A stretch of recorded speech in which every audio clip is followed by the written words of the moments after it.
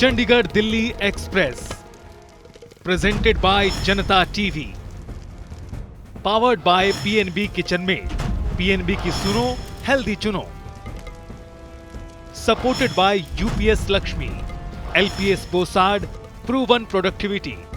ओए होए पीएनबी, बर्तन क्या बनाए, स्टेनलेस स्टील अव्वल है और वो भी ट्राई प्लाई। पीएनबी के स्टेनलेस स्टील प्रोडक्ट्स हैं आईएसआई सर्टिफाइड और वो भी ट्राई प्लाई यानी मेटल के 3 layers from top to bottom, ताकि बर्तन एक समान गर्म हो, जिससे आपकी कुकिंग हो फास्टर, स्मार्टर, बेटर। पीएनबी की सुनो, हमेशा हेल्थी चुनो।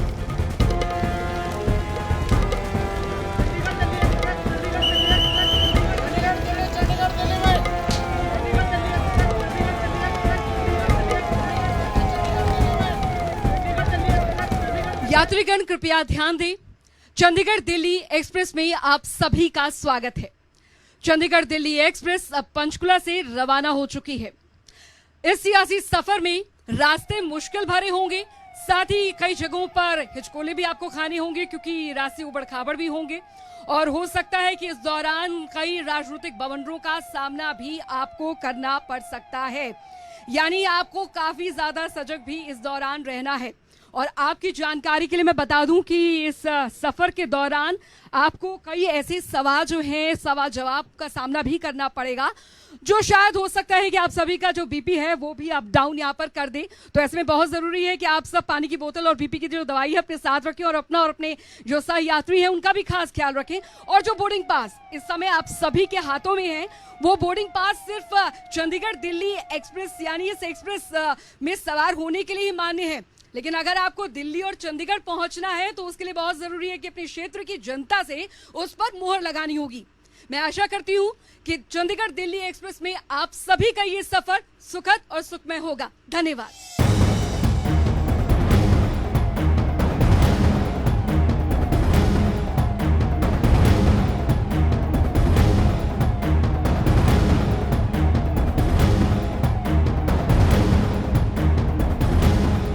नमस्कार, मैं हूं शशि रंजन और आपका बहुत बहुत स्वागत है इस गाड़ी में जिसका नाम है चंडीगढ़ दिल्ली एक्सप्रेस। और हमारी को होस्ट बता रही थी कि ये बोर्डिंग पास तो भाई साहब हमने आपको दे दिया, लेकिन अगर चंडीगढ़ और दिल्ली पहुंचना है तो मोहर आपके इलाके की जनता यानी मतदाता यानी लोकतंत्र का जो असली मालिक है वो लगाएंगे और तभी आप चंडीगढ़ या दिल्ली पहुंच पाएंगे। बहरहाल ये सफ़र है राजनीतिक, सड़कें हैं राजनीतिक, बहुत ऊबड़ खाबड़ जो आपको बहुत प्लेन दिखता हो उसमें भी कई गड्ढे मिल जाएंगे, कई हिचकोले खाने पड़ेंगे और पता नहीं कब कौन सा सियासी बवंडर आपको घेर ले। इसलिए सिर्फ अपनी नहीं, पड़ोस वाले पे भी नज़र रखिए, उनकी कुर्सी पे भी नज़र रखिए। बहरहाल हम लगातार अब सवारियों को चढ़ा रहे हैं, उतार रहे हैं और सफ़र चंडीगढ़ और दिल्ली का है। पंचकुला से हमारी ये सफ़र चल रही है, यानी कि जो दिल्ली चंडीगढ़ दिल्ली एक्सप्रेस है वो पंचकुला से रवाना हो चुकी है। यूं तो पंचकुला चंडीगढ़ के बहुत करीब है, उधर मोहाली बीच में चंडीगढ़ और इधर पंचकुला। अब जब पंचकुला में हैं तो पंचकुला में एक बहुत ही वो sweet heart kind of politician हैं जो आजकल सत्ता में हैं, जो विधानसभा के आजकल अध्यक्ष हैं। अब आप समझ गए होंगे, पंचकुला से प्रतिनिधित्व करते हैं, बीजेपी के सिंबल पे जीते हैं, ज्ञानचंद गुप्ता जी। बहुत बहुत स्वागत है। धन्यवाद शशि जी, आपका भी बहुत बहुत स्वागत, अभिनंदन। ये सड़कें जितनी प्लेन दिखती हैं ना गुप्ता जी, पॉलिटिक्स वाली सड़कें उतनी प्लेन होती नहीं है। और जहां आपको सब कुछ ठीक ठाक दिख रहा हो, कई बार वहां बड़े बड़े गड्ढे नजर आ जाते हैं। तो इस बात का इल्म है आपको? हाँ बिल्कुल शशि जी। देखिए शशि जी, सबसे पहले तो मैं आपको इस चंडीगढ़ दिल्ली एक्सप्रेस जो यात्रा शुरू हो रही है उसके लिए शुभकामनाएं देता हूं और हमारी तरफ से आपको भी बहुत बहुत शुभकामनाएं। माता मनसा देवी के चरणों से आशीर्वाद लेकर के माता मनसा देवी का जी आपने ये यात्रा आरंभ की है, मेरी बहुत बहुत शुभकामनाएं हैं। जहाँ तक यात्रा का और ये सड़कों का सवाल है, मैं समझता हूँ कि यात्रा या जो सड़कें हैं वो प्लेन बनाता है हमारा मतदाता, वो हमारा जो वोटर है या जो लोग हमारे साथ जुड़े हुए हैं, वो ये तय करते हैं कि ये सड़क प्लेन है या इसमें खड्डे हैं। और आज मैं समझता हूँ, दावे से कह सकता हूँ कि पिछले 9 साल के अंदर जिस प्रकार से आदरणीय मनोहर लाल जी के नेतृत्व में और आदरणीय नरेंद्र मोदी जी के नेतृत्व में जो पंचकूला की सड़कें बनी हैं, वो निश्चित तौर पर बिना किसी खड्डे के, बिना किसी हिचकोले के, और ये प्लेन जो सड़कें हैं वो आज नजर आ रही हैं। अरे सर, अब तो कहाँ मतदाता सड़कें बनाते हैं, सड़क कोई बनाए, गाड़ी तो बीजेपी नहीं चलानी है। चंडीगढ़ में मेयर का चुनाव हुआ, गाड़ी किसी की, उसमें ड्राइवर सीट पे कोई और बैठ गया। कहीं कोई बिहार में उतार करके आपने कहा कि भाई गाड़ी गड्डी इधर ला दो 2024 के लिए, तो सड़कें तो आप मतलब दूसरे वाली की भी रहे तो उसको आप अपनी बना लेते हैं। देखिए, लोकतांत्रिक प्रक्रिया है, लोकतांत्रिक प्रक्रिया के अंदर, संविधान के अंदर रहते हुए कुछ भी पॉसिबल है, ये राजनीति है। मतलब कुछ भी पॉसिबल है। देखिए, राजनीति के अंदर सभी संभावनाओं का खेल है राजनीति, और संभावनाओं को हम छोड़ नहीं सकते। हर संभावना हर प्रकार की रहती है। और जहाँ तक बिहार का सवाल है, जो आदरणीय नीतीश कुमार जी जिन्होंने इंडिया की नींव रखी थी, हाँ। वो नींव हिला करके हाँ। वो आज एनडीए के साथ आए हैं, तो मैं समझता हूँ कि आज जो उनका, वही तो कह रहा हूँ ना, एनडीए के साथ जीते कोई, एमएलए किसी का रहे, किसी की मेजॉरिटी रहे, सरकार बनाने का एकमात्र अधिकार वो सिर्फ बीजेपी का है। चाहे आप कितने भी जीत लें, बस सरकार हम बनाएंगे। देखिए, वो एक लोकतंत्र की व्यवस्था है, और लोकतांत्रिक व्यवस्था के तहत सरकार कोई भी बना सकता है। ठीक है, ये 2024 में कई चुनाव होने हैं।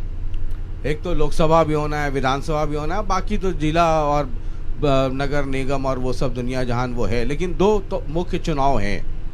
आपको लगता है कि जो बीजेपी है वो सिर्फ नरेंद्र मोदी जिंदाबाद, अब तो जय श्री राम है ना, तो सिर्फ यही एक मुद्दा है, या आप लोगों को अपने स्तर पे भी कुछ बताने का है कि ये हमने किया इसलिए हमें वोट दो? देखिए, निश्चित तौर पर जय श्री राम और नरेंद्र मोदी एक बहुत महत्वपूर्ण दोनों जो फैक्टर हैं, लेकिन इसके साथ साथ जो पिछले लगभग 9.5 साल के अंदर जिस प्रकार से देश ने और हरियाणा प्रदेश ने विकास किया है, जिस प्रकार से विकास की झड़ी हरियाणा प्रदेश के अंदर लगी है, वो मैं समझता हूँ कि वो भी एक बहुत बड़ा फैक्टर है आने वाले चुनाव के अंदर। पिछले 9-9.5 साल के अंदर जिस प्रकार से देश ने तरक्की की है आदरणीय नरेंद्र मोदी जी के नेतृत्व में, जिस प्रकार से इंफ्रास्ट्रक्चर बढ़ा है देश का, जिस प्रकार से धारा 370 हटी है, भगवान श्री राम के मंदिर का निर्माण हुआ है, वहाँ पर रामलला विराजमान हुए हैं, तो ये निश्चित तौर पर जो हमारी परफॉर्मेंस है, जो हमने परफॉर्म किया है, उसके अंदर ऐड करेगा। और आज जिस प्रकार से विकास की गति पूरे देश के अंदर बढ़ी है, आज उसी का परिणाम है कि आज हम तीसरी जो है सबसे बड़ी अर्थव्यवस्था बनने जा रहे हैं। चाहे वो इंफ्रास्ट्रक्चर की बात कीजिए, चाहे वो कनेक्टिविटी की बात कीजिए, रोड कनेक्टिविटी है, रेल कनेक्टिविटी है, एयर कनेक्टिविटी है, या जो इंफ्रास्ट्रक्चर बनकर के देश के अंदर आज जो चीज़ें हम विदेशों से मंगवाते थे, आज वो चीज़ें हमारे देश के अंदर तैयार हो रही हैं। बहुत बड़ा डिफेंस का मटेरियल यहाँ तैयार हो रहा है, तो ये देश के विकास ऑपोजिशन के जो लोग हैं, चाहे कांग्रेस हो या जो दूसरी पार्टियां हैं, वो कहती हैं ये सब छलावा है। आप जब बात करते हैं सबसे बड़े इकोनॉमी की, कि इकोनॉमी इतना बड़ा हो गया है, वो कहते हैं कि ये सिर्फ आंकड़ों का खेल है, अंदर सब खोखलापन है। वो कहते हैं बेरोजगारी जो है वो चरम सीमा पर है। वो कहते हैं कि जो गरीबी है, हालांकि एक आंकड़ा आया कि बिलो पॉवर्टी लाइन के नीचे वाले जो लोग थे, जो पॉवर्टी लाइन के नीचे वाले लोग थे, वो कम हुई है संख्या, लेकिन वो कहते हैं ये सब आंकड़ाबाजी है, सिर्फ आंकड़ों में है। बता दीजिए हिंदुस्तान में गरीबी कहाँ हुई, बेरोजगारी का आलम क्या है, और ये इकोनॉमी जब आपको रिजर्व बैंक से लोन लेना पड़ता है तो बोलते हैं ये सब छलावा है। ये कांग्रेस के लोग या दूसरे ऑपोजिशन के लोग लगातार अपने भाषणों में कहते हैं। देखिए, आज कांग्रेस जो है मुद्दा विहीन है। आज उसके पास कोई मुद्दा बचा नहीं है। इस प्रकार के अनर्गल आरोप लगाना कि यहाँ पर कोई विकास नहीं हुआ, विकास तो सामने नजर आ रहा है। आज जो देश की ताकत है दुनिया को नजर आ रही है। भारत के अंदर G20 हो रहा है, बड़े बड़े देश आकर के यहाँ पर हमारे देश के यशस्वी प्रधानमंत्री नरेंद्र मोदी जी के गले लग रहे हैं और उनको सैल्यूट कर रहे हैं। ये दिखाता है कि देश ने आगे कितनी तरक्की की है।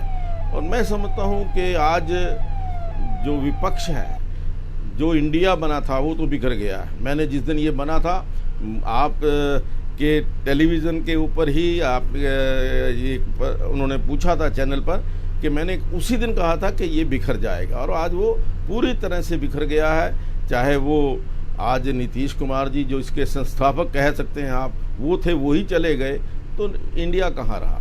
और मैं समझता हूँ कि आने वाला जो 2024 का चुनाव है, ये लोकसभा का चुनाव, कम से कम मैं कह रहा हूँ कि 400 से ज़्यादा सीटें जो हैं इस चुनाव के अंदर एनडीए की आने वाली हैं, और नरेंद्र मोदी तीसरी बार देश के प्रधानमंत्री बनने जा रहे हैं। इसमें कोई भी अतिशयोक्ति नहीं है। ऑपोजिशन के लोग कहते हैं कि पहले प्रलोभन दो, अगर वो मान गए तो ठीक है, नहीं तो ऑपोजिशन के लोग चीख चीख के कह रहे हैं कि ईडी का भेजा इस्तेमाल हो रहा है, जो भी ऑपोजिशन में है उसके घर ईडी भेज दो। ये आरोप लगता है आपके ऊपर, ऑपोजिशन के लोग लगातार ये कह रहे हैं। नहीं, देखिए, इस प्रकार के आरोप जब कांग्रेस की सरकार थी, सुप्रीम कोर्ट के जज ने कहा था कि सीबीआई जो है वो एक जो तोते का पिंजरा है उसके, और सीबीआई, ये जो संस्थाएं हैं ये नरेंद्र मोदी जी ने नहीं बनाई हैं। ये सीबीआई भी पहले है, ईडी भी पहले से है, और जो ये ऐसी संस्थाएं, देखिए, जो भी कोई गलत काम करेगा उसके ऊपर ईडी भी एक्ट करेगी। उसके अंदर ज़रूरी नहीं है कि कांग्रेस के बहुत सारे लोग, जिन लोगों ने अनर्गल तरीके से पैसा इकट्ठा किया है, देश की जो संपदा है उसको गलत तरीके से अर्जित किया है, ऐसे लोगों के खिलाफ कार्रवाई हो रही है। और मुझे लगता है कि कांग्रेस के लोगों को या विपक्षी लोगों को इसके अंदर कोई भी किसी भी प्रकार से तकलीफ नहीं होनी चाहिए कि जो करेगा सो भरेगा।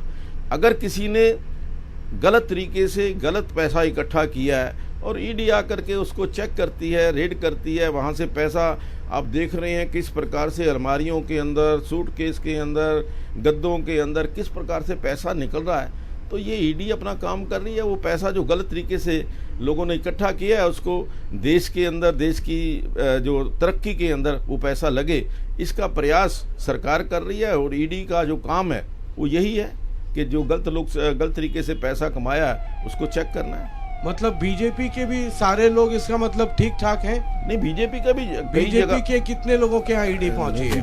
बीजेपी के भी अन्य जो दूसरे लोग हैं, अभी आज आप पंजाब का, अभी आप पंजाब, ऑपोजिशन के लोग बार बार ये कहते हैं कि अगर ईडी से बचना है तो बीजेपी में चले जाओ। शशि जी, आज ही मैं सुबह पेपर में पढ़ रहा था कि भारतीय जनता पार्टी के प्रदेश उपाध्यक्ष जो पंजाब के हैं, उनके यहाँ पर भी ईडी की रेड हुई है, ईडी वालों ने उनको समन किया है। तो ये कोई अकेले कांग्रेस या बीजेपी का सवाल नहीं है। सवाल तो इस बात का है कि किसने किस प्रकार से धन इकट्ठा किया है, और अगर गलत तरीके से धन इकट्ठा हुआ है तो उसकी जांच होनी चाहिए। एक राम मंदिर वाले मसले पे अभी भव्य मंदिर बना, 22 तारीख को उसका राम लल्ला वहाँ विराजमान भी हुए, और कांग्रेस के लोगों को भी न्योता था, बाकी दूसरे लोगों को भी था, तो उन लोगों ने मना कर दिया। कहा कि बीजेपी ने राम मंदिर को हिंदू का इवेंट नहीं बना करके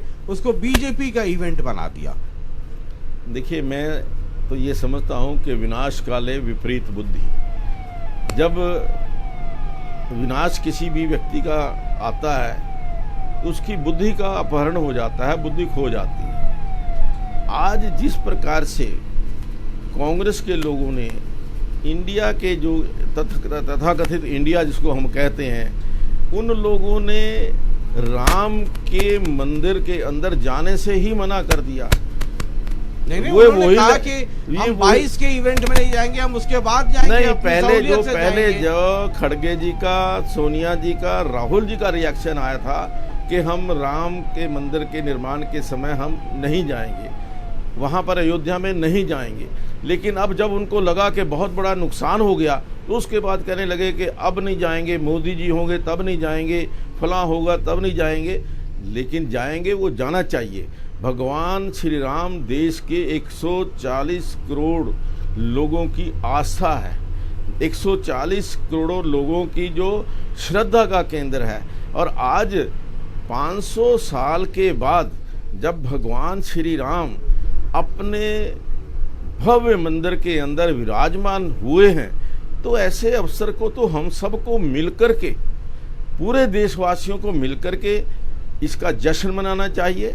और जो मैं कहूँगा कि जो 22 जनवरी को जो जिस प्रकार का भव्य आयोजन या भव्य लोगों के अंदर उत्साह था, उस उत्साह को देख करके लगता है कि भी पूरा देश राममय हो गया। ठीक है, हम अभी दिल्ली की बात कर रहे हैं, क्योंकि ये एक्सप्रेस बोर्डिंग पास जो आपको मिला है, वो दिल्ली तक का है। ये बोर्डिंग पास ये चंडीगढ़ और दिल्ली दोनों के लिए है। हालांकि आप विधानसभा अध्यक्ष हैं, लेकिन ये विधानसभा में हम बैठे नहीं हैं, हम पंचकुला में इस वक्त घूम रहे हैं और ये बस हमारी चल रही है और आप यहाँ से विधायक हैं। जरा ये समझाइए मुझे, और इसमें मैं स्पष्ट कर दूं कि ज्ञानचंद गुप्ता जी इस वक्त बतौर विधायक पंचकुला हमारे साथ हैं, मेहमान हैं। इनको स्पीकर के तौर पे अभी ना लें, क्योंकि विधायक रहेंगे तब स्पीकर बनेंगे। यहाँ से अगर पत्ता इस बोर्डिंग पास पे अगर जनता ने मोहर नहीं लगाई तो फिर कहाँ स्पीकर बन पाएंगे। ये 2024 में लोकसभा चुनाव होने हैं। आपकी पार्टी जब पिछले बार चुनाव हुए विधानसभा, तो वो नंबर्स मिले नहीं, आपको एक इंजन जोड़ना पड़ा जेजेपी का, 10 विधायक उनके पास हैं। अब बीजेपी का क्या स्टैंड है? जितने नेता हैं वो कहते हैं कि लोकसभा चुनाव में 10 की 10 सीटों पे फूल खिलेंगे। मैं देख रहा था कि भाई गठबंधन वाले हैं तो एक आध दो जगह चाबी वाबी भी कहीं कुछ लगा पाए, तो स्थिति क्या है? देखिए, ये बात बिल्कुल जो हमारा राष्ट्रीय नेतृत्व है, जो भी कोई निर्णय करता है वो राष्ट्रीय स्तर के ऊपर होता है। जहाँ तक 10 की 10 सीटों पर कमल खिलाने की बात है, वो हम सब मिलकर के, क्योंकि आज भारतीय जनता पार्टी अपने तौर पर जो आज लोगों की भावना को देखते हुए ये बात कह रही है कि 10 की 10 सीटों के ऊपर कमल खिलेगा। अगर कोई निर्णय अलग से होता है या किसी प्रकार से कोई गठबंधन जो यहाँ पर आज प्रादेशिक स्तर पर है, जो विधानसभा के अंदर है, लोकसभा के अंदर क्या होगा क्या नहीं होगा, इसका निर्णय राष्ट्रीय नेतृत्व करेगा। और जो राष्ट्रीय नेतृत्व का आदेश होगा हम उसका पालन करेंगे। आपके विचार से बीजेपी को अकेले लड़ना चाहिए या गठबंधन में लड़ना चाहिए? ये तो निर्णय जो है, आप कहेंगे कि ये राष्ट्रीय मतलब ये जैसे कई बार होता है ना, स्कूल में जब हम लोग पढ़ते थे तो मास्टर साहब कहते थे कि अगर सवाल कठिन हो तो उसको छोड़ देना चाहिए, हल्का वाला पहले अटेम्प्ट करना चाहिए। तो आपके साथ भी ये सहूलियत है, सवाल लगे कठिन है तो आप कह दीजिएगा कि वो तो ऊपर वाले देखेंगे। ये आज का विषय नहीं है, ये तो शुरू से जब से पार्टी बनी है, जो भी निर्णय होता है वो राष्ट्रीय स्तर पर होता है। आपकी पार्टी में इतना बवंडर मचा एक समय में, लोग जाकर के प्रभारी से मिले कि जी गठबंधन तोड़ो हटाओ। देखिए, हर व्यक्ति की, हर विधायक की अपनी अपनी सोच है, अपनी अपनी भावना है। हर व्यक्ति को अपनी लीडरशिप के पास, अपने राष्ट्रीय नेतृत्व के पास अपनी बात रखने का अधिकार है। आखिरकार निर्णय जो है वो राष्ट्रीय नेतृत्व करेगा, जो निर्णय होगा वो स्वीकार होगा। ठीक है, जरा हम विधानसभा पे आ जाते हैं। आप विधानसभा अध्यक्ष हैं। जब आपने विधानसभा अध्यक्ष की कुर्सी संभाली, जब आप बैठे, जब आपको मौका मिला, तो आपने बहुत जोर शोर से ये कहा था कि विधानसभा के लिए हम कोशिश कर रहे हैं कि एक हरियाणा का अपना एक विधानसभा हो, है ना, पूरा एक सेक्रेटेरिएट और विधानसभा, तमाम तरह की चीज़ें हो। शुरू में तो वो बड़ा तूफान में रहा, उसके बाद गुप्ता जी ठंडे पड़ गए? नहीं, ठंडे नहीं पड़ गए।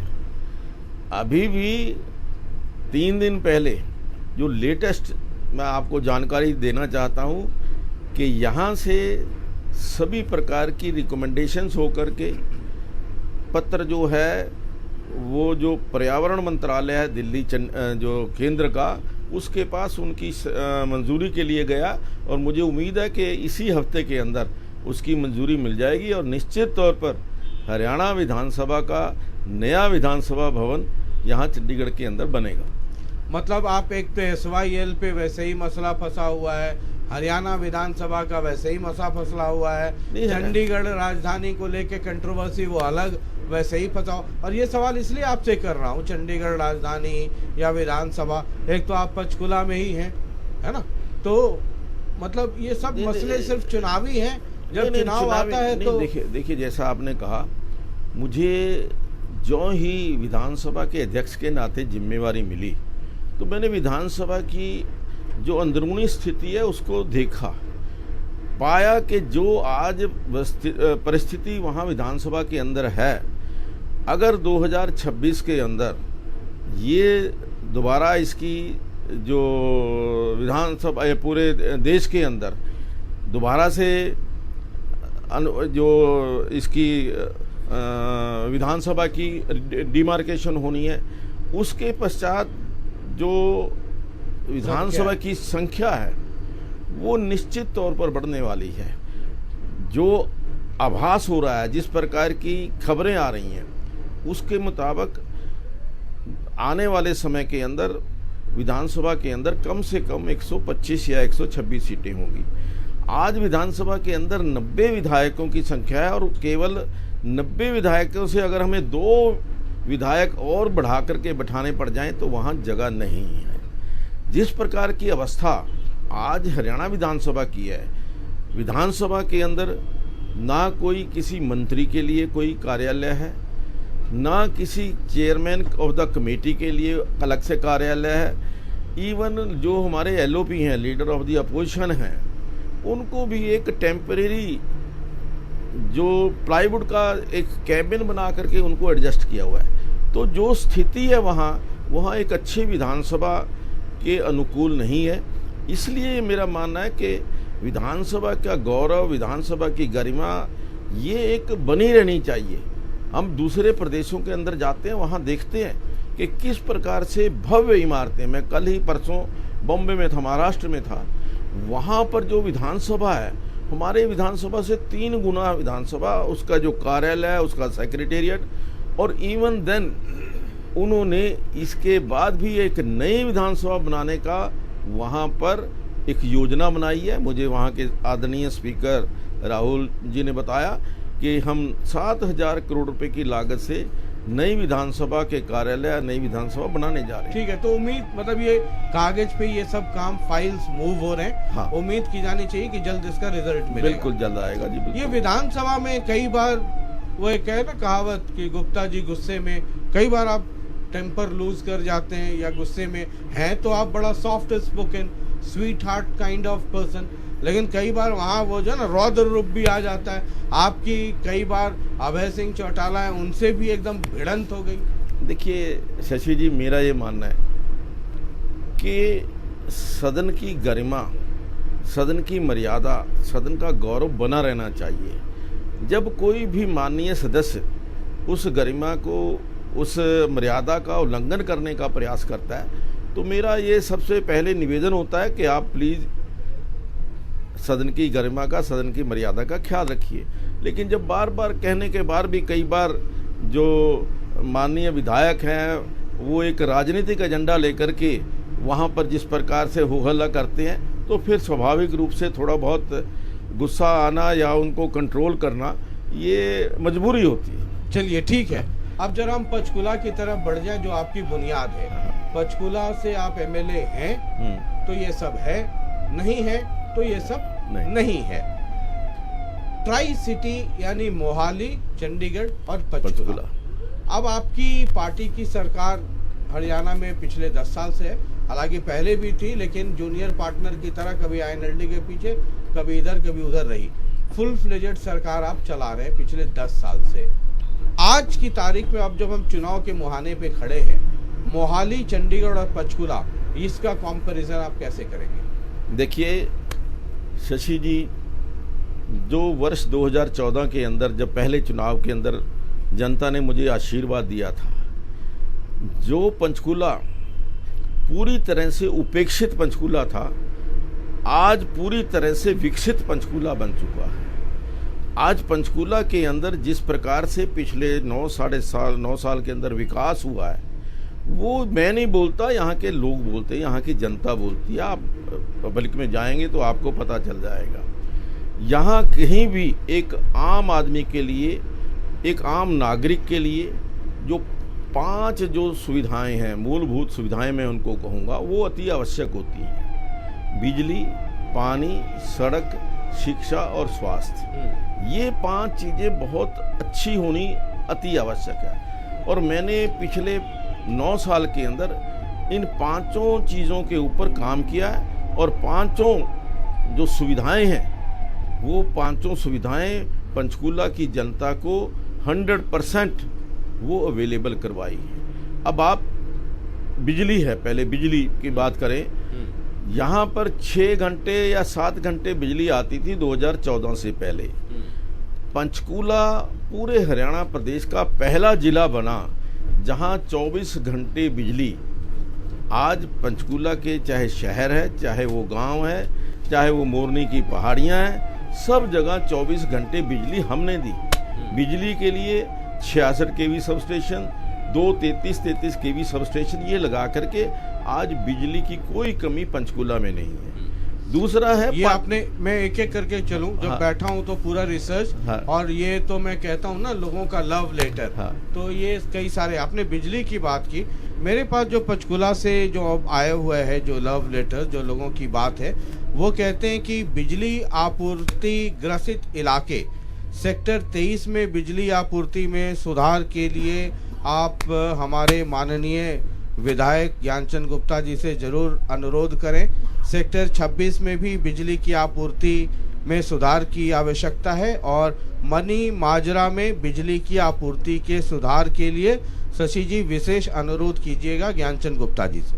शशि जी, ये जो आपने बात की मनी माजरा की, वो मेरे कार्य क्षेत्र में नहीं है, मेरी विधानसभा क्षेत्र का वो मेरे से बाहर है। जहाँ तक 23 सेक्टर और 27 सेक्टर की बात, ये अभी डेवलपिंग जो हैं सेक्टर्स हैं। अभी पिछले 2 या 3 साल के अंदर यहाँ पर काफ़ी बड़ी ऑक्शन हुई, लोगों ने प्लॉट खरीदे हैं, लोगों ने।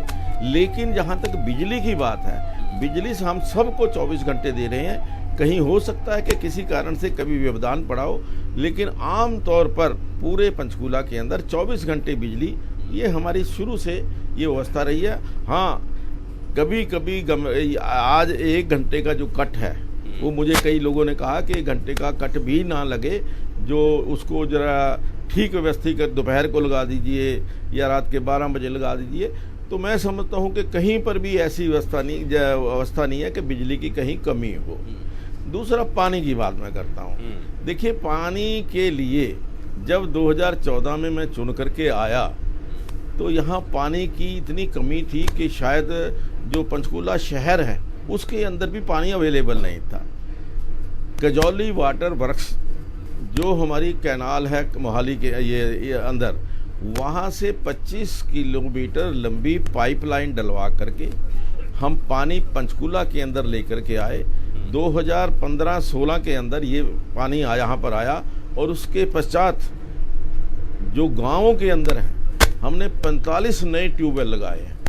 उससे पहले केवल 40 ट्यूबवेल थे गांवों के पास, और ये जो पंचकूला शहर के पास पानी की बहुत कमी थी, यहाँ से केवल पंचकूला आधारित था।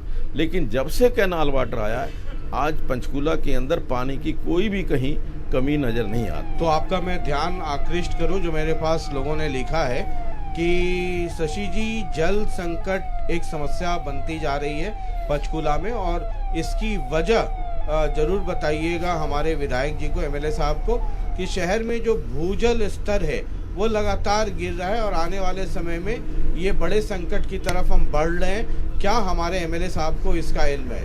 नहीं, बिल्कुल। देखिए, ये जो बता रहे हैं कि भूजल स्तर गिर रहा है, मुझे नहीं लगता शायद उनको पूरी जानकारी होगी, क्योंकि घग्गर रिवर जो है वो हमारे बिल्कुल पंचकूला के बीच से जाती है। यहाँ का जो वाटर लेवल है बिल्कुल बहुत मतलब ठीक स्तर के ऊपर है, कहीं ऐसी कोई कमी नहीं है पानी की जो हमने देखने को मिली है। फिर भी अगर कहीं पर कोई हमें कोई सुझाव देगा या बताएगा पर्टिकुलर कि इस एरिया के अंदर पानी की कमी है तो उसकी व्यवस्था हम जरूर करेंगे। एक और है, उसके बाद फिर आप अपनी बात आगे रखिए। एक कहते हैं कि पंचकूला में ट्रैफिक को लेकर करके सरकार को कुछ करना चाहिए, और दूसरा वायु और ध्वनि प्रदूषण। हालांकि कई बार मैं कहता हूं कि गाड़ियां इतनी खरीदोगे तो भुगतोगे भी खुद ही, लेकिन ये दो समस्याएं हैं जिनके बारे में आप कुछ बता दीजिए, फिर हम आगे बढ़ते हैं। देखिए शशि जी, जहाँ तक प्रदूषण की बात है, ये पंचकूला को पॉल्यूशन फ्री करने का एक मैंने अपने 7 सरोकार जो मैंने यहाँ पंचकूला के लिए तय किए हैं कि मेरे 7 सरोकार हैं, उसमें पॉल्यूशन फ्री पंचकूला भी एक मेरा सरोकार है। पंचकूला को पॉल्यूशन फ्री करने के लिए आज भगवान की कृपा से जो अभी जो पीछे इंडेक्स आ रहा है, सभी पंचकूला का जो पॉल्यूशन है वो चंडीगढ़ से भी जो नीचे है, बहुत कम है। अगर पंचकूला के अंदर 115 है तो चंडीगढ़ के अंदर 115 है तो पंचकूला के अंदर 70 है। इस रेशो के अंदर 70 से 100 के अंदर रहता है। लेकिन जहाँ तक गाड़ियों की बात है, निश्चित तौर पर जितनी गाड़ियाँ बढ़ रही हैं, जिस प्रकार से जब लाइट्स होती हैं वहाँ पर गाड़ियाँ, हम लोगों को एजुकेट करते हैं कि भी आप जब रेड लाइट के ऊपर खड़े हैं तो गाड़ी बंद कर दीजिए ताकि प्रदूषण ना फैले। इसके अलावा हमने एक बड़े स्तर के ऊपर अभियान शुरू किया है कि पंचकूला को हम पॉल्यूशन फ्री कैसे कर सकते हैं। घर घर के अंदर जाकर के वृक्षारोपण करवाना। यहाँ पर हम जो पंचकूला के अंदर एक जो वन है उसको ऑक्सीवन, जब कोविड काल आया था 100 एकड़ के अंदर ऑक्सीवन, उसका निर्माण कार्य शुरू हुआ है। लगभग 20 एकड़ के ऊपर प्लांटेशन अच्छी हो चुकी है, और जिससे मैं समझता हूँ कि जितने ज़्यादा वृक्ष होंगे, जितना ज़्यादा पौधारोपण होगा, पॉल्यूशन कम होगा। एक और है, चूंकि आप बैठे हैं तो ये जितने सवाल है फिर मैं आपके पास आता हूँ। कुछ अधूरे कार्य पड़े हुए हैं, क्योंकि अब 2024 चुनाव है। सेक्टर 17 में पार्क का निर्माण, सेक्टर 20 में सामुदायिक केंद्र का निर्माण, और मनी माजरा तो चलिए फिर इसमें घुस गया, लेकिन सेक्टर 17 में पार्क और सेक्टर 20 में सामुदायिक केंद्र का निर्माण। देखिए, मुझे नहीं पता किस पार्क की बात सेक्टर 17 के अंदर कर रहे हैं, लेकिन सेक्टर 17 में मेरा खुद का रेजिडेंस है जहां मैं रहता हूं। 14 पार्क हैं वहां पर, और लगभग सभी पार्क जो हैं वेल मेंटेन्ड है। कहीं किसी पार्क के अंदर कोई किसी प्रकार की कमी होगी तो निश्चित तौर पर, लेकिन एक मैं ज़रूर आपसे कहूँगा, Panchkula is city of parks. 275 park छोटे और 14 पार्क बड़े। अच्छा, ये पंचकूला शहर के अंदर है, एक छोटे से एरिया के अंदर। आज तो हमने गांवों के अंदर भी बड़े बड़े पार्कों का निर्माण कराया है। जहाँ तक पार्कों की, हम हर साल बेस्ट मेंटेन्ड पार्क कौन सा है, बेस्ट मेंटेन्ड राउंड अबाउट कौन सा है, और हाउसेस के अंदर बेस्ट मेंटेन्ड पर्यावरण की दृष्टि से, सुंदरता की दृष्टि से हाउस कौन सा है, इसके हर साल हम कंपटीशन करवाते हैं ताकि लोगों को, जो आम नागरिक है, उनको ये पंचकूला स्वच्छ, सुंदर और हरा भरा बना रहे। इसके लिए हमारा प्रयास जारी है। और जो मैंने आगे पहले कहा कि जो 7 सरोकार हैं वो केवल इसी चीज़ को सामने रख करके पंचकूला स्वच्छ, सुंदर और हरा भरा कैसे हो, उसमें लोगों को इन्वॉल्व कर रहे हैं। सेक्टर 20-21 में ड्राइविंग रोड का कोई निर्माण हो रहा है, और सेक्टर 12-17 में मुख्य सड़क का चौड़ीकरण है। सेक्टर 25-26 में लिंक रोड का निर्माण, इसको लेकर के सवाल है। देखिए, जहाँ तक सड़कों का निर्माण है और ब्रिजेस का निर्माण है, आज मुझे इस बात की संतुष्टि है कि कांग्रेस के काल के अंदर जहाँ एक भी पुल नहीं लगा था, 14 बड़े पुल, जो कम से कम 65 करोड़ रुपए तक का एक पुल, और ऐसे ऐसे भी पुल हैं जहाँ पर जो हमारे पूर्व मुख्यमंत्री हुए, अभी आपको मिलेंगे जाकर के खटौली के अंदर, पता करिए, चौधरी देवीलाल जी खटौली में गए थे 77 के अंदर कि ये मुझे आप चुन करके भेजिए, मैं आपका पुल लगवा दूंगा। 97 के अंदर चौधरी भजन लाल जी गए, वो बोल करके आए कि आप चुन करके भेजिए, मैं पुल बनवा दूंगा, लेकिन वो पुल उन पर असर नहीं लगा। वो हमने 18 करोड़ रुपए की लागत से वो पुल बना करके, दूसरा पुल श्री सुरजेवाला जी जो हमारे PWD मिनिस्टर थे, यहाँ से भाई DK बंसल हमारे प्रतिनिधि थे। बाई चांस मैं भी विधानसभा की कार्रवाई देखने के लिए दर्शक दीर्घा में उपस्थित था। भाई रणदीप सुरजेवाला जी ने on the floor of the house ये कहा कि सेक्टर 19 का ये जो पुल जिसकी आप मांग कर रहे हैं ये फिजिबल नहीं है, ये बन नहीं सकता है। लेकिन आपकी जानकारी के लिए आज वो 32 करोड़ रुपए की लागत से पुल बन करके तैयार हो गया, उसके ऊपर ट्रैफिक चल रही है। तो ये जो चीज़ें हैं जो कांग्रेस ने शासन के अंदर कहा ये हो ही नहीं सकती, वो हमने करके दिखाई हैं। आज मुझे इस बात का भी फख्र है कि मेरी विधानसभा के अंदर कोई भी एक पुल बकाया नहीं है जहां पर पुल लगना जरूरी है। ठीक है, ये तो कुछ थे सवाल जो आए हुए थे और मैंने आपसे पूछा। एक और है कंसर्न लोगों का कि पंचकुला में अवैध निर्माण काफ़ी तेज़ी से हो रहा है और बहुत ज़्यादा हो रहा है, जो सुरक्षा के हिसाब से भी खतरनाक हो सकता है। इसके बारे में देखिए, बिल्कुल आपने जो कहा, जो अवैध निर्माण की बात कही, हमने जो मेरे साथ सरोकार हैं, मेरे साथ सरोकार, उसमें सबसे पहले ड्रग फ्री पंचकूला नशा मुक्त होनी चाहिए, pollution free Panchkula, plastic free Panchkula, encroachment free Panchkula, ये मेरे 7 सरोकारों का एक अंग है, एनक्रोचमेंट फ्री पंचकूला। और उसके लिए हम स्पेशल ड्राइव हर रोज लगभग स्पेशल ड्राइव चलती है, जहाँ जहाँ पर भी कहीं एनक्रोचमेंट नज़र आती है उसको हम, एक टेम्परेरी एनक्रोचमेंट है, एक परमानेंट कई बार जो सरकारी ज़मीन के ऊपर एनक्रोचमेंट है, ये दोनों अलग अलग चीज़ें हैं और दोनों के ऊपर पूरा ध्यान हमारा केंद्रित है। लगभग कई लोग तो मेरे ऊपर ये आरोप लगाते हैं कि आप गरीब लोगों की दुश्मनी करते हो, झुग्गी झोपड़ी को हटाते हो, लेकिन मेरा ये मानना है कि हम उनको परमानेंट रीसेटल करें, उनके लिए व्यवस्था करें, जो एक स्थायी मकान के लिए, उसके लिए भी हमने पॉलिसी बनाई है। जो हमारे रेडी फड़ी के वेंडर्स हैं जो एनक्रोचमेंट जो करते हैं, उनके लिए हमने वेंडिंग जोन स्थापित किए हैं हर सेक्टर के अंदर। उन रेडी फड़ी के जो लोग हैं उनको हमने स्थान दिया है कि आप सम्मान के साथ, इज्जत के साथ बैठ कर के यहाँ पर अपनी रोजी रोटी कमाएं। तो वो हमने जो प्रधानमंत्री जी की योजना है कि रेडी फड़ी वालों को लोन देना है, उन पर बिठा करके वहाँ उनको लोन भी दिया है और उनको अच्छा जो एक सम्मानजनक तरीके से रोजी रोटी कमाने का उनको अवसर दिया है। ठीक है, अगर पंचकूला, ये तो लोगों के कुछ सवाल थे, मैंने कहा आप सामने हैं तो आपसे बेहतर कौन बताएगा, और उनका दर्द समझना और सुनना आपका दायित्व भी है। अगर 2024 में हम हैं, लोकसभा के लिए भी चुनाव होना है, विधानसभा के लिए भी होना है, हालांकि दोनों के मुद्दे और प्रायोरिटीज अलग अलग हैं, लेकिन अगर 2024 के लिए ज्ञानचंद गुप्ता जी को ही चुनना हो या बीजेपी को चुनना हो, तो 3 या 5 काम ऐसे बता दीजिए बहुत संक्षेप में, जो आपको लगता है कि ये होना चाहिए था और आपने किया बतौर MLA। काम जी, मैं काम आपको बताता हूँ। देखिए, 10 ऐसे बड़े काम जो मैं आपको बता रहा हूँ कि जो शायद लोगों को इम्पॉसिबल लगता था कि ये नहीं हो सकते, वो मैंने अपने इस काल के अंदर कराए। सबसे पहला 2015 के अंदर national highway 73 Panchkula to Yamunanagar 10 साल से पेंडिंग था। 2008 के अंदर हुड्डा सरकार ने एक बार प्रपोजल बनाई, कुछ मटेरियल आया, फिर वो उठ करके चला गया।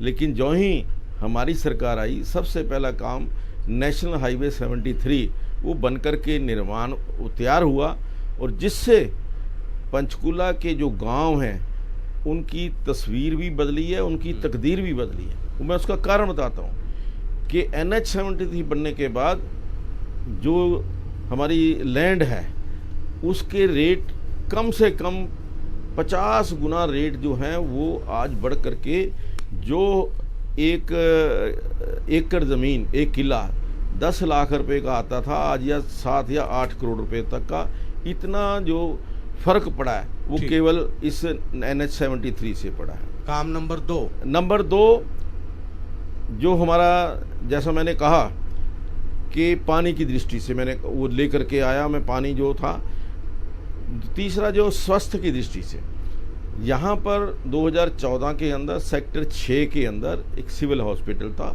100 बेडेड हॉस्पिटल था। उसके अंदर कोई भी आधुनिक जो फैसिलिटी होनी चाहिए, ना MRI, ना CT स्कैन, ना डायलिसिस, कैथ लैब, कुछ भी नहीं था। हमने उस 100 बेडेड हॉस्पिटल को आज 500 बेडेड हॉस्पिटल बनाया है और उसके अंदर वो सारी सुविधाएं जो एक अच्छे मॉडर्न हॉस्पिटल के अंदर चाहिए, वो सारी सुविधाएं उपलब्ध कराई हैं। काम नंबर 4 नंबर काम जो आज हमारे आदरणीय नरेंद्र मोदी जी के आशीर्वाद से national institute of fashion technology, जो इस पूरे उत्तर क्षेत्र का सबसे बढ़िया संस्थान बन करके, जहां आज लगभग 450 बच्चे जो युवा हैं वो निफ्ट के अंदर ट्रेनिंग ले रहे हैं और साथ के साथ जो बैचेज निकल रहे हैं उनको साथ के साथ एम्प्लॉयमेंट मिल रही है। काम नंबर 5वां जो मैं बताता हूँ, नेशनल इंस्टीट्यूट ऑफ आयुर्वेदा। आज माता मनसा देवी के प्रांगण के अंदर 20 एकड़ के अंदर लगभग 500 करोड़ रुपए की लागत से नेशनल इंस्टीट्यूट ऑफ आयुर्वेदा, जो कभी किसी ने सोचा भी नहीं था, वो बन करके तैयार हो गया और अप्रैल या मई के अंदर उसका उद्घाटन होने जा रहा है। जो आयुष जिसके अंदर 250 बेड का आयुष का हॉस्पिटल है, रिसर्च की सारी लेबोरेटरीज हैं और वहाँ पर हॉस्टल और ये सारी व्यवस्थाएं आज उसके अंदर, जो आप नेशनल इंस्टीट्यूट ऑफ आयुर्वेदा के अंदर, उसको हम एम्स भी कहें आयुर्वेदा का, तो भी कोई अतिशोक्ति नहीं होगी। ठीक है, अब हम जरा आ जाते हैं पॉलिटिक्स पर। कांग्रेस में भूपेंद्र सिंह हुड्डा कैंप में जबरदस्त उत्साह है कि 2024 की लड़ाई कांग्रेस जीत जाएगी। बीजेपी के 10 साल का एंटी इनकम्बेंसी का उनको फायदा मिलेगा। परिवार पहचान पत्र और तमाम तरह के जो दूसरी ऑनलाइन सर्विसेज की हैं उसकी वजह से लोग परेशान हैं और उसका सीधा सीधा फायदा कांग्रेस को मिलेगा। कौन सी कांग्रेस की बात कर रहे हैं?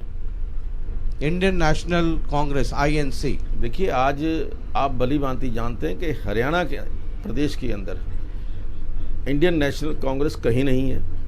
एक हुड्डा कांग्रेस है, एक सुरजेवाला कांग्रेस है, एक अपनी बहन जी, क्या नाम, शैलजा जी, शैलजा कांग्रेस है, और चौथे अपने किरण चौधरी जी। ये 4 कांग्रेस हैं। ये 4 कांग्रेस में कौन सी कांग्रेस की बात कर रहे हैं मुझे नहीं पता जी। कौन सी कांग्रेस की बात कर रहे हैं? मतलब मैं तो हुड्डा साहब को ये बोलते हुए, शैलजा जी को भी बोलते हुए, रणदीप जी को भी बोलते हुए, किरण चौधरी को भी बोलते हुए सुन रहा हूँ। लगातार उन सभी लोगों का कैंपेन चल रहा है। देखिए, कैंपेन में मुझे ये कहना है कि पहले वो अपना घर जीत लें, फिर बाद में विधानसभा की या लोकसभा की बात करें। जेजेपी के साथ अलायंस रहेगा नहीं रहेगा, हालांकि ये मैं पहले भी कर चुका था आपसे बात। ये तो राष्ट्रीय नेतृत्व। बीजेपी जेजेपी के बारे में आपका क्या ओपिनियन है? देखिए, आप पिछले 4 साल से 4.5 साल से वो तो सरकार वाली बात हो गई। हाँ जी। उसके अलावा एज ए पार्टी वो अपनी पार्टी को मजबूत करने का काम कर रहे हैं। हम भी अपनी पार्टी को मजबूत करने का काम कर रहे हैं और उसमें कोई हर जो पॉलिटिकल पार्टी है अपनी पार्टी को मजबूत करने के लिए काम। कई लोग ये कहते हैं कि जेजेपी को हटाने से बीजेपी थोड़ा ज्यादा मजबूत हो जाएगी। ये सोचना मेरा काम नहीं है, ये सोचना राष्ट्रीय नेतृत्व का काम है। नहीं, मैं तो सोचने की बात नहीं, मैं तो चर्चाओं की बात कर रहा हूँ। आपके जैसा इतना सीनियर आदमी जो जमीन से जुड़े हुए हैं, तो हमने कहा कि वो लाभ तो उठाना चाहिए कि आपसे पूछ लें।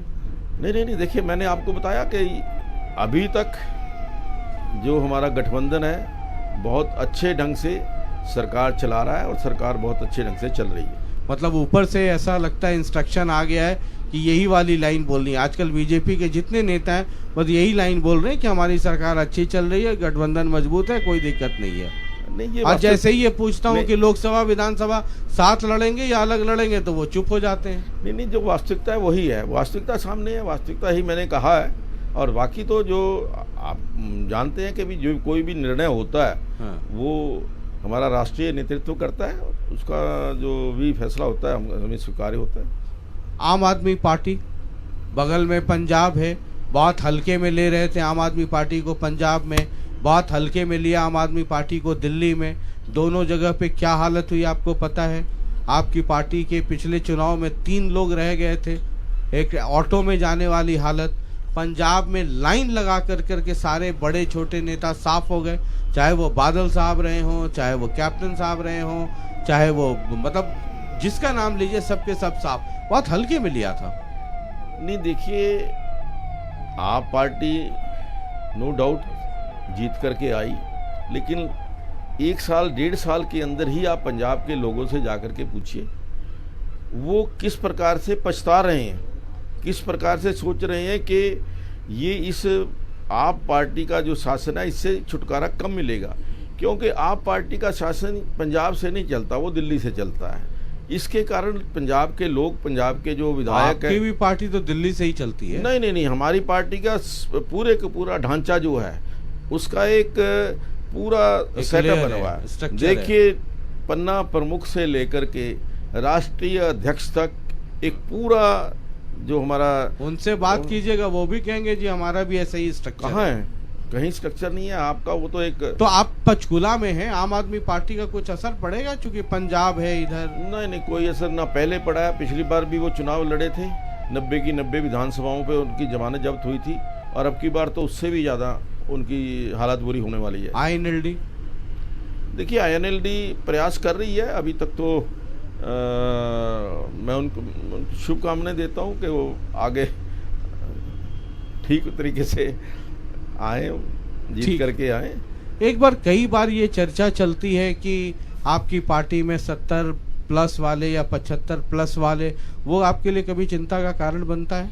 नहीं देखिए, कि उनको टिकट शायद कहा जाए कि अब बहुत काम कर लिया, अब थोड़ा आराम करो। देखिए शशि जी, मैं लगभग पिछले 42-43 वर्ष से पार्टी की सेवा कर रहा हूँ। जब भी जो भी किसी भी समय में जो पार्टी का आदेश हुआ उसको मैंने फॉलो किया है, उसके ऊपर पुष्प फूल चढ़ाए हैं। जो पार्टी का आदेश होगा मैं उसको स्वीकार करूँगा। जो पार्टी कहेगी लड़ना है तो लड़ूंगा, नहीं कहेगी तो नहीं लड़ूंगा। ऐसे आप देख करके लगते नहीं है, पता नहीं सर्टिफिकेट में क्या उम्र है। हाँ। देख करके तो अभी आप 45-50 वाले ही लगते हैं। नहीं देखिए, वो तो मैं समझता हूँ कि दिल 35 वाला है। भगवान की कृपा है, वो तो भगवान का आशीर्वाद है। और मेरे जो साथी हैं, मेरे जो वर्कर हैं, कार्यकर्ता हैं, जो उनका उत्साह है, मुझे वही उनके उत्साह से मेरा जो हौसला है वो बहुत बड़ा रहता है।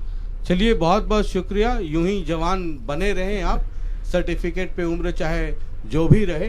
बहुत बहुत शुक्रिया हमारे साथ इस सफर में साथ चलने के लिए। बहुत बहुत धन्यवाद आपको। और पंचकुला में हम थे, सवारियां चढ़ती रहेंगी, उतरती रहेंगी, बोर्डिंग पास हम देते रहेंगे, लोग लेते रहेंगे, लेकिन चंडीगढ़ और दिल्ली कौन पहुंचेगा ये फैसला तो आप करेंगे।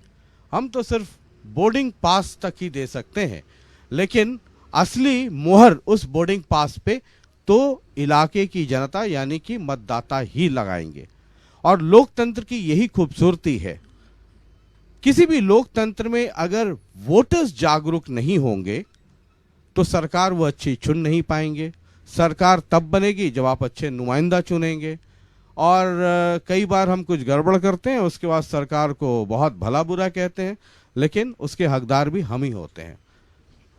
हमारा काम है इन तमाम लोगों से आपको मिलवाते रहना, उनकी बातों को सुनिए, बाद बाकी देखते हैं 2024 में कौन चंडीगढ़ और कौन दिल्ली पहुंचता है। बहुत बहुत शुक्रिया और इस सफर में लगातार हमारे साथ चलते रहिए। अगले पड़ाव पर हम अंबाला कैंट पहुंचेंगे, वहां भी एक दाढ़ी वाले हैं। बहुत बहुत शुक्रिया, नमस्कार।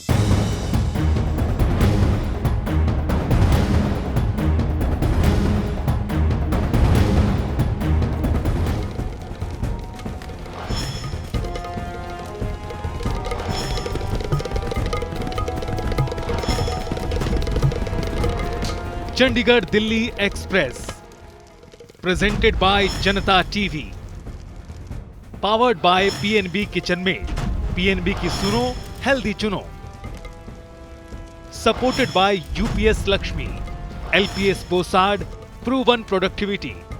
ओए होए पीएनबी, बर्तन क्या बनाए, स्टेनलेस स्टील अव्वल है और वो भी ट्राई प्लाई।